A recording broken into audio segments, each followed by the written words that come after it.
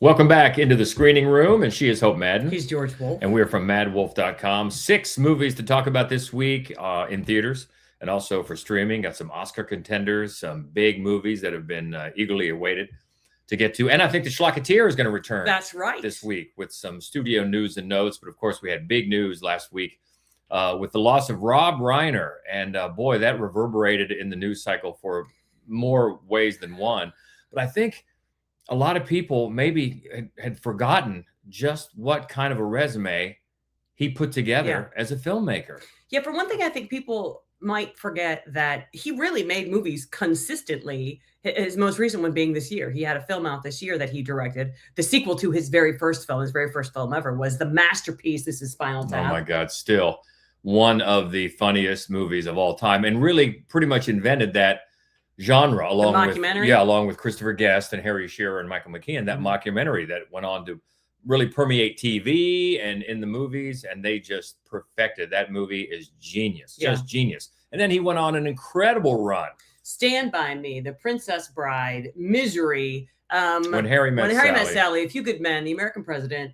Crazy. Yeah, it's crazy. And look at all the different genres. Oh yeah, it's crazy. Comedy, romantic comedy, horror, it's crazy. And then some of those are, I mean, among the best of those genres. I know. Stand By Me is one of my favorite movies of all time. It's amazing. And then he would randomly show up in acting roles. You know, he was Leonardo DiCaprio's dad in Wolf of Wall Street, and he was hilarious. Always just running around. His son was so crazy. Yeah. And then if you remember watching him on All in the Family, as I do, back in the 70s, everybody watched All in the Family.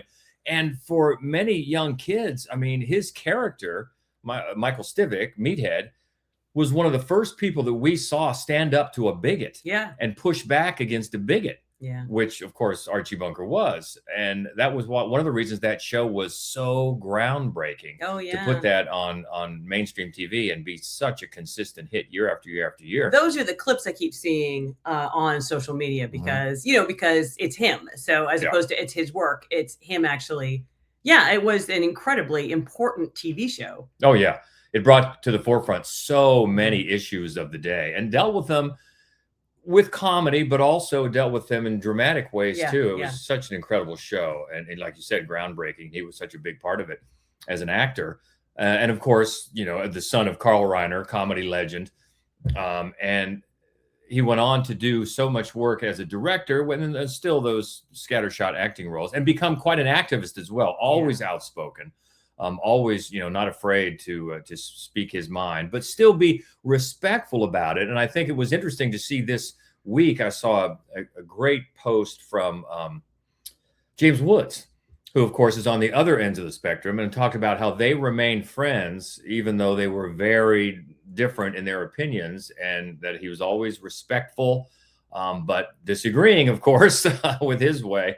And you saw the outpouring of emotion from everybody that had worked with him over the years. And I saw Jerry Seinfeld post something about how much Rob Reiner was a driving force in early days of Seinfeld. And Jack Black. And of course, the story goes that Ben Affleck and Matt Damon, he was the one, he read the script. He read an early script of, Good Will Hunting. And there was a bunch of other stuff that according to the story that I read, that Rob Reiner told him, lose all of that. Just gave him great advice about paring down the script and turning it into the Oscar-winning script that they got. So, yeah, just such an incredible loss. Of course, the way he and his wife Michelle passed away, just heartbreaking, horrifying, so terrible. But it reminded everyone, in a way, his work was so great. I think it was sort of forgotten over the years because, he made some movies that weren't that well received too, like so many people did. Yeah. But man, you look at that resume, just incredible, just incredible, and a tragic loss all the way around. And so that was leading the news this week, of course. But we get to the movies, and we get two big ones. One for, well, actually, no, both for the big screen. Yeah. And we'll start off with the 3D IMAX. First up in theaters, IMAX in 3D, Jake and Natiri's family grapples with grief, encountering a new aggressive Na'vi tribe, the Ash People, who are led by the fiery Varong. As the conflict on Pandora escalates and a new moral focus emerges, Avatar, Fire and Ash. Yes, James Cameron back for round number 3 for Avatar. And I will say off the bat, like this one better than the last one, Way of Water. And that's mainly due to a new character, Varong, played by Una Chaplin. Una, I love that name. Charlie Chaplin's granddaughter. And I love that name. Yeah. And she is the high priestess of the Ash people. And she does a lot of voodoo and black magic and fire conjuring. And she's cool. She alone made the story more engaging for me because it basically comes down to the same things that we've seen the last couple of times. You've got the Colonel Quaritch, or the clone now of Colonel Quaritch, Stephen Lang, still after Jake, Sam Worthington and his family, Zoe Saldana, and everybody still chasing him. That's the main part of it. And then this time Quaritch has this strong ally in Varong and her people. So that brings a lot of new conflict into it. But it's very simple. If you like this franchise, if you're interested in this movie, you absolutely have to see it on the big screen. You do. It's a waste. I already had somebody ask last week, when's it going to be streaming? Who cares? That's a waste of 3 hours and 15 minutes and a waste of however much money you might spend to see it, because that's not what it's meant for. That's not what it was made for. And it's the main enjoyment of this movie is the technological crazy advancements, because even since the last one, it's even more of almost a VR experience. Like you might be wearing a headset or something on the IMAX 3D. Right from the opening battle sequence, it's incredible. It really is. I got to give them the props. And that's where the draw of this movie is. And not only the battle sequences since the first movie have gotten crisper. That first one, it was hard to follow who was fighting whom, if you remember. Remember that first one? Like, what's going on? Not so in this case. They're really well staged and well put together. The transitions between the human world and Pandora world are seamless, as is the water to land, which is a totally different effect. Seamless. And then you've got one human spider, that character played by Jack Champion, who becomes an important part of this story. He's got the human form inside this world against these other avatars, and that's seamless too. It really is. It's technically incredible, and that's the main draw of the film, because storytelling wise, it falls back on those same weaknesses that we've seen in the first two. The beats are repeated and repeated again. Dialogue is heinous. Dialogue can get really, really awkward and unintentionally funny. I laughed out loud because there's one line that seemed to me like that was just taken right from Anchorman. I'm looking around. Is it me? Did they realize that? I laughed. Unintentionally funny, and it just bloats these story beats that we've already gotten to that 3 hour and 15 minute running time, which just seems very, very unnecessary for the story that they're telling. It gets a little more based on the teens this time, and the surfer dude kind of mentality a little bit. So maybe some of the teens will find more to relate to. But I know this franchise has its fans, and they're going to go see it on the big screen, as they should, because again, that is how this movie has got to be experienced. Otherwise, or skipped. It is just a waste, or it is absolutely a waste, storytelling wise. But technologically, yes, impressive. So it's a pretty easy decision on whether you're going to go see that movie or not. And I think one of us made that decision. Can you tell? And that is Avatar, Fire and Ash, in theaters now. Also in theaters, a struggling woman is happy to start over as a housemaid for an affluent elite couple. The Housemaid. A lot of people looking forward to this movie because it's based on a best-selling book, which we did not read. No. And that is beneficial, because then you don't know the twist. That's true. That's absolutely true.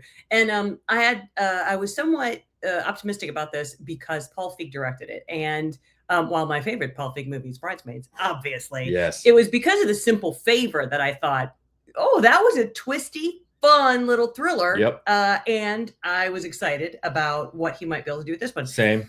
And you could tell from the trailer, there's so it's Amanda Seyfried and Sydney Sweeney, who do resemble each other. And you think to yourself, okay, something's afoot here. I mean, it's not just that same old a really rich woman hires a hot young woman to come move into her house and serve everybody. And oh no, how's that going to go? Because your husband is so good looking. Or a robot Megan Fox. Right, exactly.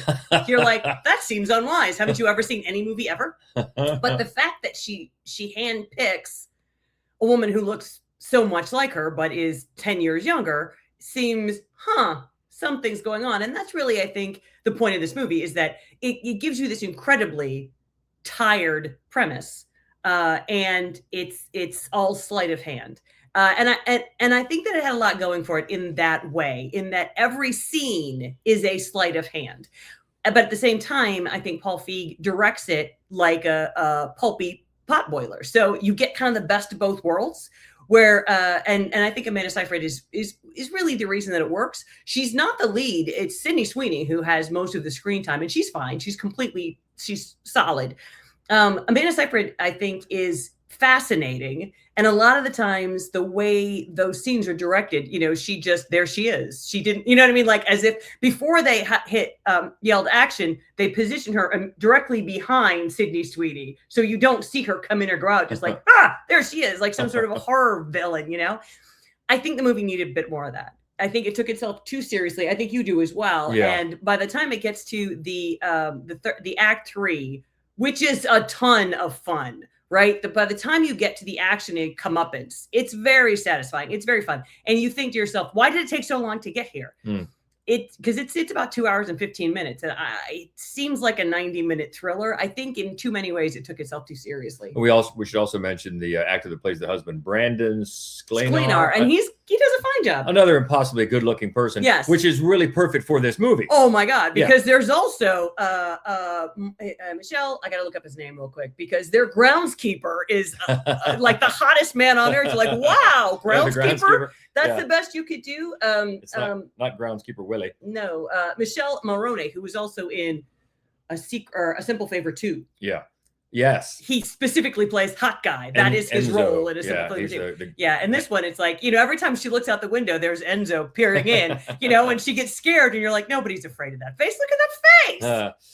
I agree. A Simple Favor was a lot of fun in that wink kind of way. And this movie could have used some of that. I think I was expecting a little bit of that because Paul Feig was the director. Now, he didn't write any of the screenplay. It's a different screenwriter, so that has a lot to do with it too. But yeah, it takes itself a little bit too seriously. Would have appreciated some more humor, maybe a little quicker pace. Also, I didn't love, once it gets to the third act and the reveals, too much of it relies on reading out of a journal really the whole thing. And not all of it, but especially when letting you know what's really going on here is a lot of voiceover narration that they try to make organic because there's journal writing and things for reasons we won't go into. But I always kind of, I'd rather see it play out. Sometimes you're backed into a corner, but I thought there was a little too much of that. But there's also like a last second setup for a sequel that seemed. Yeah. At that point, go ahead. That was kind of fun. I took that as almost a wink, which I did appreciate. And when it's one of those mystery thrillers where if you stop and think about it later, you're like, there's some holes here. Yeah, there are. But that could also be the fault of the woman who adapted, Rebecca Sonnenschein, who actually co-wrote one of my favorite zombie comedies called An American Zombie. You're adapting a book, and again, we didn't read the book, so maybe it makes more sense. Enzo's existence perhaps makes more sense in the book, or how she got this job in the first place makes more sense perhaps in the book. I assume since it's an adaptation, there's things they have to trim out of the book. But there are some times, especially at the end, where you have to go suspend that disbelief. But that's pretty common. Yeah. All in all, it was fun. It was enjoyable. Fun. I wouldn't say it was a bad movie. I was just hoping for a little bit more humor that I think could have gone a long way. But twisty, and especially I think how I've already heard from a couple of people that have read the book that thought the adaptation was good and worthy of it. So that's good too. So I think the book fans will like it. But even if you didn't read the book, it's fun. And one that's, if it, it certainly leaves it open for a sequel. I don't know. I guess she has written another book. Yep. So I can only imagine where it goes. If it goes where you think it's going in the end, like that could get interesting. But I don't know. We'll have to see. But for now, The Housemaid is in theaters, and yeah, we had a fine time with it. Mm-hmm. Also in theaters in 1977, a technology expert flees from a mysterious past and returns to his hometown in search of peace. He soon realizes that the city is far from being the refuge he seeks in The Secret Agent. Yeah, you will have to help me pronounce the writer-director. Kleber Mendoza Filho? Yeah. Something like that. Mendonca Filho? So I apologize if I butchered that. But yeah, this one is getting some awards consideration for international feature and also for the lead actor. Wagner Morrow. That's right. Is his name. And he is great. Yeah. And this is this is another long movie. This is about 2.5, I believe. Yeah. And it's twisty, and it's especially if you like, it's 240. So especially if you like 70s thrillers, because not only is this set in 1977, but it has the feel. That's one of the great selling points about this movie. The director does a great job making it feel like a 70s thriller. He weaves in references to a couple of well-known 70s movies, and it just has that sweaty, gritty, sort of underground type of filmmaking feel. As it tells these stories. It's basically on two timelines. The main timeline is this late 70s setting where the lead character, he goes by two different names. Let's call him Armando. And he goes back, he's a technology expert, and he goes back to his hometown hoping to just find some peace and get away. There's a lot of political strife going on in Brazil at the time. People being, harassed and rounded up, a lot of corruption, and he wants to just find some peace in his hometown, which he does not find. And at the same time, this is going on in present day. We've got these two young women helping out a research team, go back to this case that we're watching unfold in the 70s. They're working on tapes and things that reconstruct that case in present day. So you've got those two timelines. And it's one that you have to pay attention to. There's a lot of characters that are connected in certain ways that you're not quite sure of. There's a wild subplot about a leg that was found in the belly of a shark, that then there's an urban legend about the leg is going around kicking people in the ass in a park. There's also a Jaws reference. Yeah, in a park that's known for a lot of sexual activity. It's crazy, but I think the director and writer-director is using this as a way that truth or misinformation, even then, I mean, that's obviously a big topic now, used to create diversions and pacify the public while all this corruption is going on over here. And it works its way slowly to a bloody shootout at the end, which recalls, a 70s type of thriller.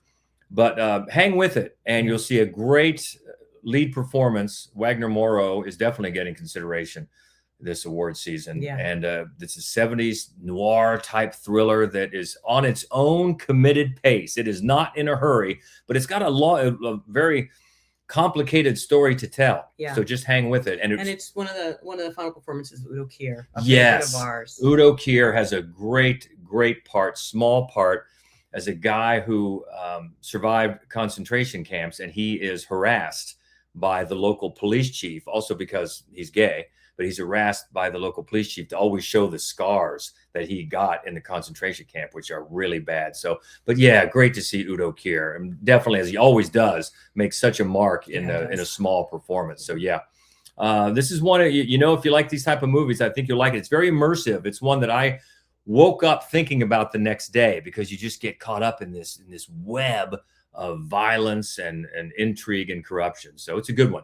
And it's out in the select theaters now. I think it'll probably get maybe a wider release once it starts getting more awards and nominations, which it probably will get. And that is called The Secret Agent. And on Netflix, an essay on the year 1975, looking at the classic movies all released in that year.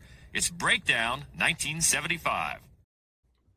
Oh, I saw this. I'm like, yes, I want to see this, because the 1970s, that's when I grew up. And really, 75, I think, was maybe the first big year that I got really, really invested in movies. I remember it was the first year that I was very insistent on staying up late and watching the Oscars. I know that for a fact, because my mom and I got into a little bit of back and forth about it. I wanted to stay up to watch the Oscars.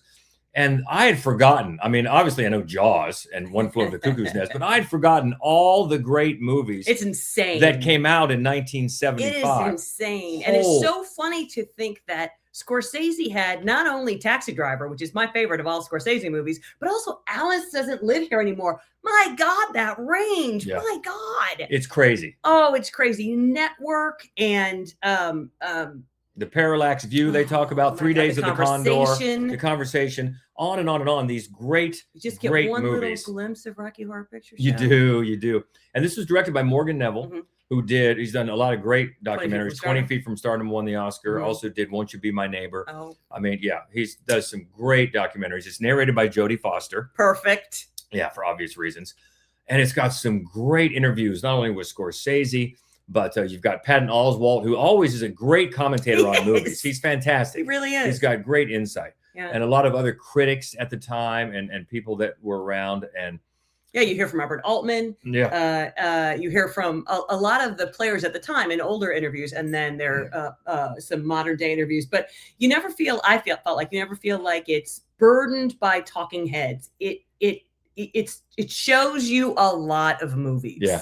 Yeah, it does. And it'll jog your memory if you have been around for a while and remember these movies. And it really is marking 1975 as a real dividing line between a certain type of movie that was being made and then after that. And a lot of these people feel that 75 was like the last stand. Dog Day Afternoon, there's another one that just popped into my head.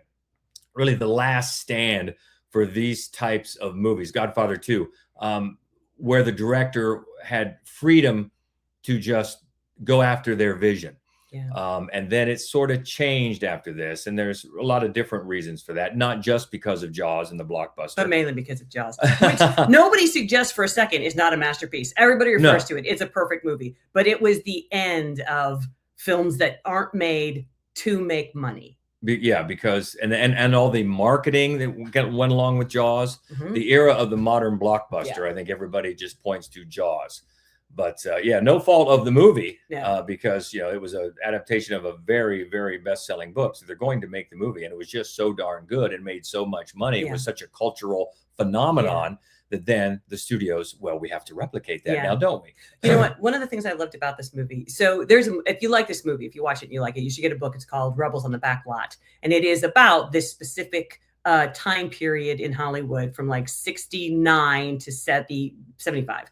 And the death of the studio system, which timed out with Watergate until the rise of the blockbuster, which of course preceded the 1980s and the political shifts that were involved in all those things. This film never references the book directly, but that's what it shows you. And what it showed me is how closely our current period aligns with that, only on steroids. Like everything they're talking about almost feels quaint compared to what's happening today. But at the time, it was after this incredible period of just trusting your government and suddenly realizing that you can't trust anything and having it all crash down at the same time that the studios crashed down. So it was nothing but artists making what they wanted to make and grownups going, yeah, that's what we want to see, until somebody was like, I'm tired of seeing the bad guys win. I'm tired of seeing Chinatown. I'm tired of seeing the bad guys win.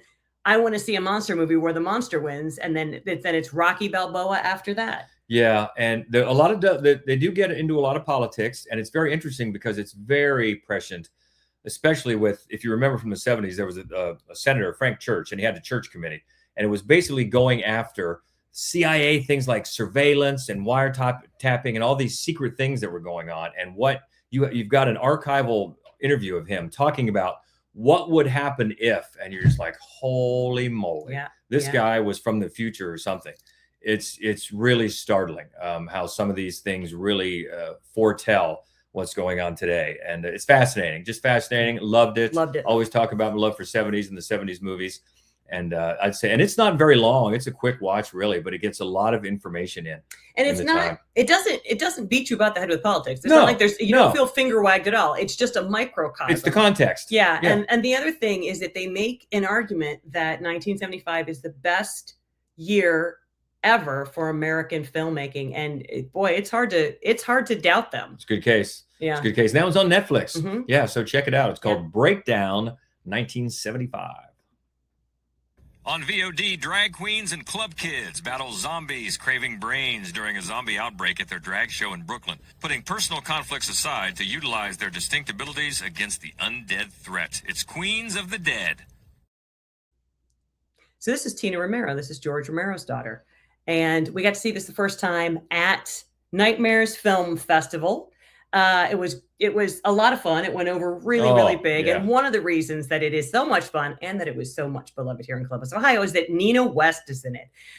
You might know her from Drag Race. Yep. But she's based here. She's from here. We love her. Everyone loves her here. Everybody. And while I've seen her in small roles in film before, I mean, I was surprised at how much screen time she has in this. She's sort of the matriarch of this club that has a big drag show review on Easter night. Easter, because that was when our first zombie appearance happened.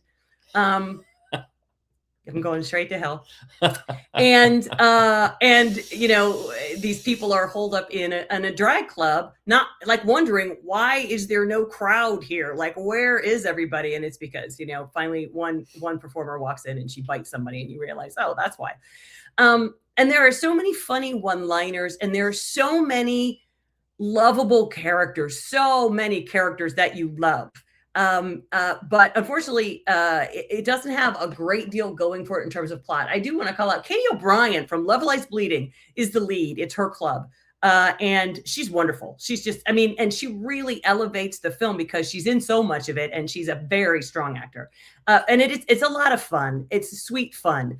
But it aside from, you know, the look of the characters, it doesn't really break any new ground. It's certainly not to the level of Romero in terms of the plotting, but it was fun. I had fun with it. Yeah, that's on Shudder. So we love Shudder, and it's great to see that one. But yeah, just another reason to put, if it's not on your calendar already, Nightmares Film Festival here in Columbus, Ohio, on your calendar every October. We'd love to have you come and see great movies like this before you can see them anywhere else, and that's Queens of the Dead. Yep. On VOD, a couple seeks refuge in a remote mountain town to escape a mysterious viral disease that makes people disappear or turn into murderers. It's No More Time. This was reviewed by Rachel Willis at MaddWolf.com, and she liked it. She liked it. I think she gave it 3.5 stars. Yeah, she did. She liked it, and it's basically a COVID movie, and it probably was made during COVID, and it's just now finding its way to the masses, to streaming. And it's a couple, there's some sort of a virus gone, you know, sort of taking the world by storm. And so this couple goes to this secluded vacation resort town to get away from everybody.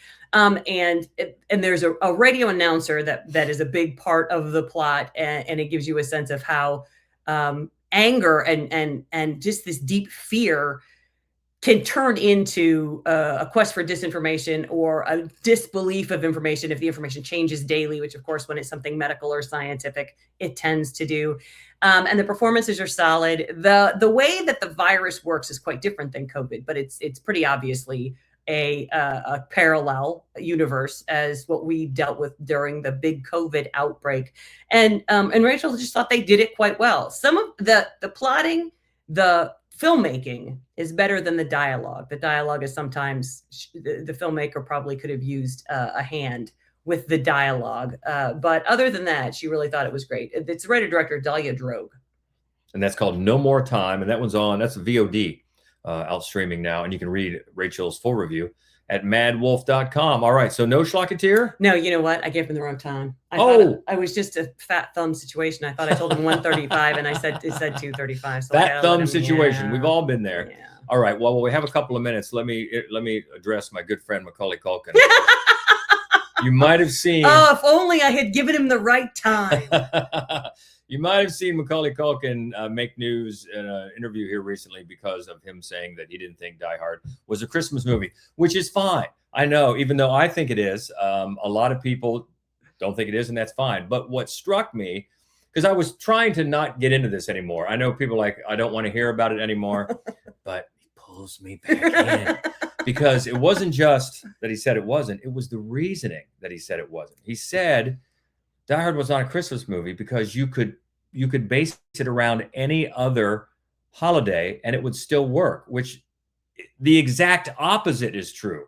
The reason it is a Christmas movie is because it's so dependent on being a Christmas movie. And so tell us why. Because it's a Christmas story. Because, as the old adage goes, the plot is what happens and the story is how it happens. And everything, so much of this story is based around Christmas, starting with the fact that John McClane is flying out to see his family. When? At Christmas. He wouldn't do that for St. Patrick's Day.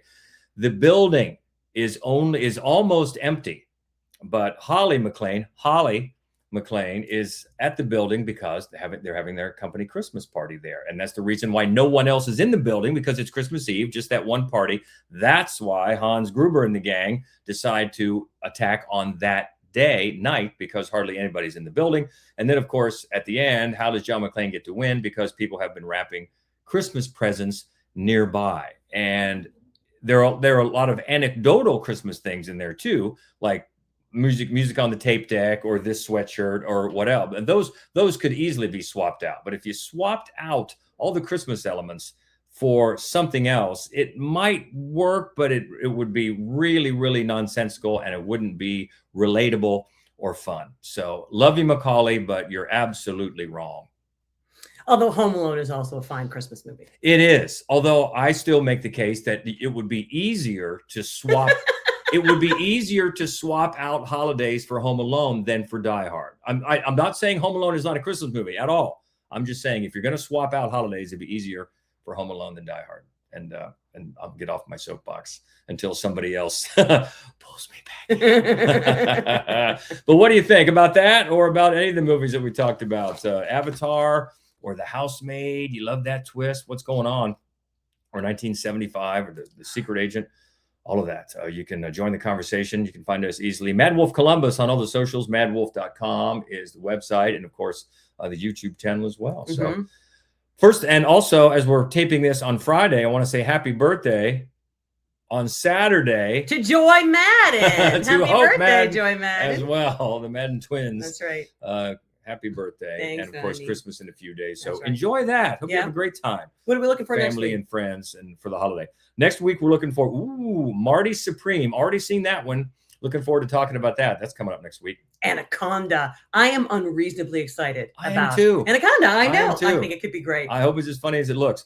Also, Neil Diamond movie starring Hugh Jackman and Kate Hudson's Song Sung Blue. And in very limited release, I think it might only be on Christmas Day, but it's such a great movie. We're going to talk about it anyway. No other choice. And also the latest directorial effort from Bradley Cooper is This Thing On, with Will Arnett and Laura Dern. We've seen that one too. Been waiting a few weeks here to get the finally when it's coming out. But I think that's next week. So all that's next week.